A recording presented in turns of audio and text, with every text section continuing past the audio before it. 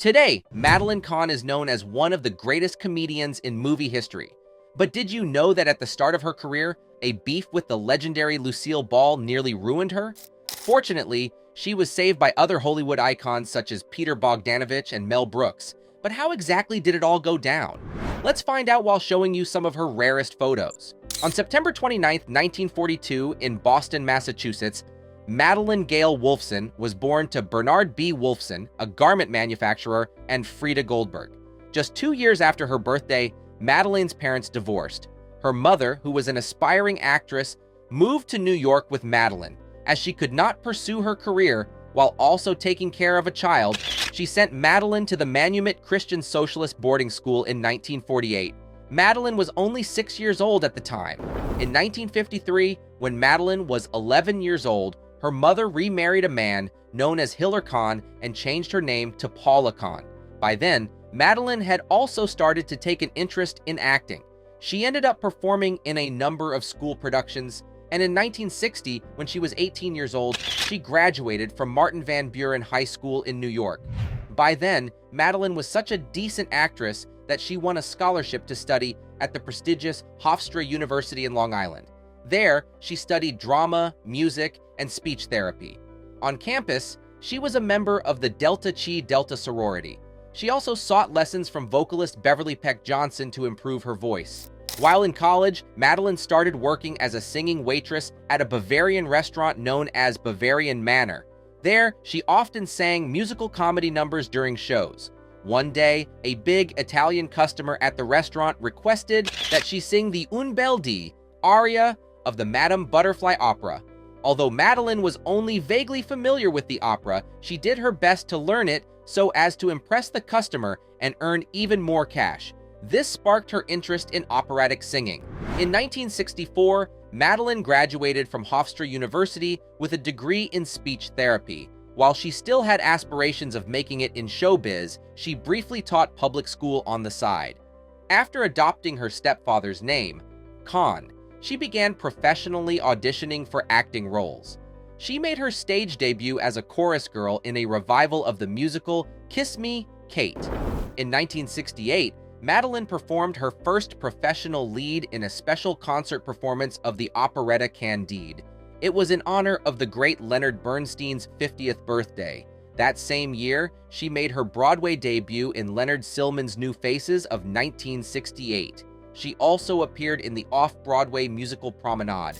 While Madeline was still trying to find her feet in the 60s, the 70s proved to be a different matter completely, especially with regard to Hollywood. She began to form important connections that would skyrocket her from newcomer to star.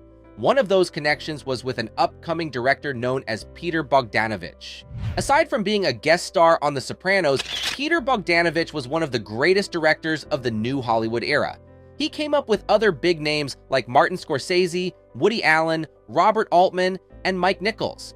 One key instrument to his success was Madeline Kahn. She co-starred in 3 of his movies. Their first collaboration, What's Up, Doc?, was Madeline's feature film debut. She co-starred with Ryan O'Neal and the legendary Barbra Streisand.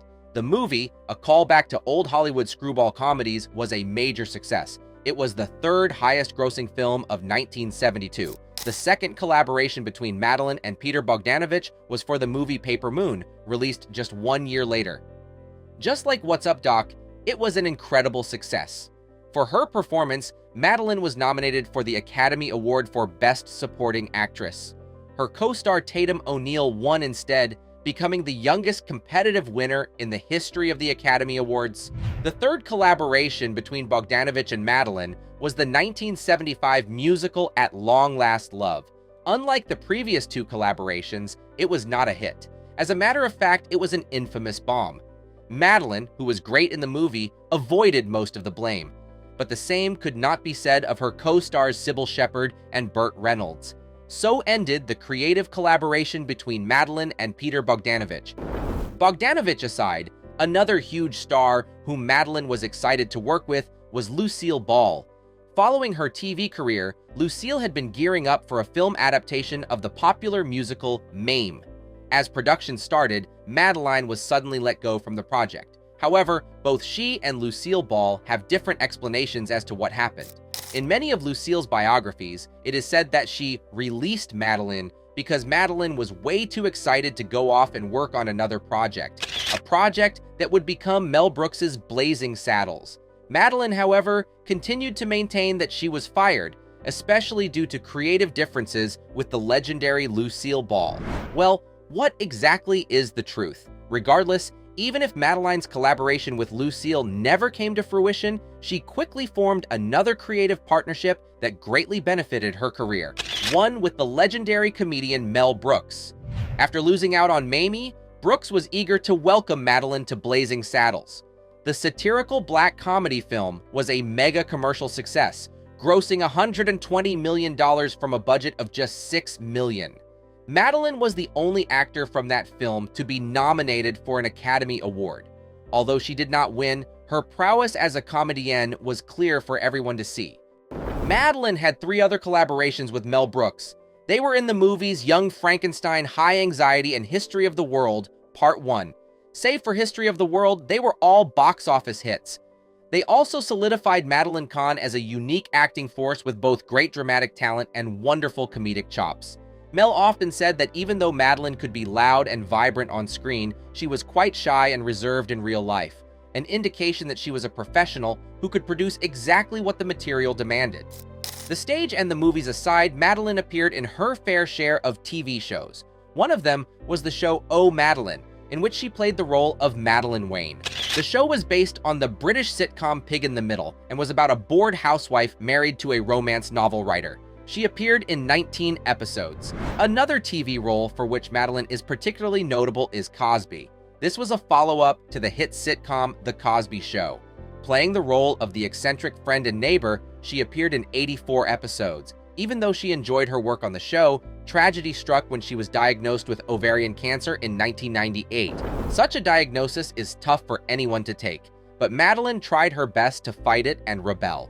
For one, instead of quitting work to focus on treatment, she continued to work on Cosby. She also married John Hansbury in the summer of 1999. Despite Madeline's best efforts to proceed with life as usual, the cancer rapidly spread throughout her body. She died on December 3, 1999, at the age of 57. Her husband John and her half-brother Jeffrey erected a bench in Central Park to her memory. All too soon, her immense talent was snuffed out. She was cremated, and her ashes were distributed amongst her family and friends. To most people, comedic acting is inherently less valuable than dramatic acting. As a result, in conversations about the best actors ever, talents like Madeline Kahn fall through the cracks. This should not be the case. Her body of work aside, Madeline received a large number of nominations and a decent number of wins that showcase the value of her contributions. She was nominated for the Academy Award for Best Supporting Actress twice. She was nominated for the Tony Award 4 times, winning it once. She was nominated for 4 Golden Globe Awards. On top of all this, she was the recipient of a Daytime Emmy Award. Madeline's work has helped numerous people forget their troubles. Even though she died with a lot left to give the world, her contributions to the world of showbiz across stage and screen should not be forgotten. This has been the story of Madeline Kahn, a comedienne who proved time and time again that she's just as good as any dramatist. If you enjoyed this video, there's a good chance you'll also enjoy the one showing on your screen right now. Click, enjoy, and don't forget to subscribe to the channel. See you on the next one.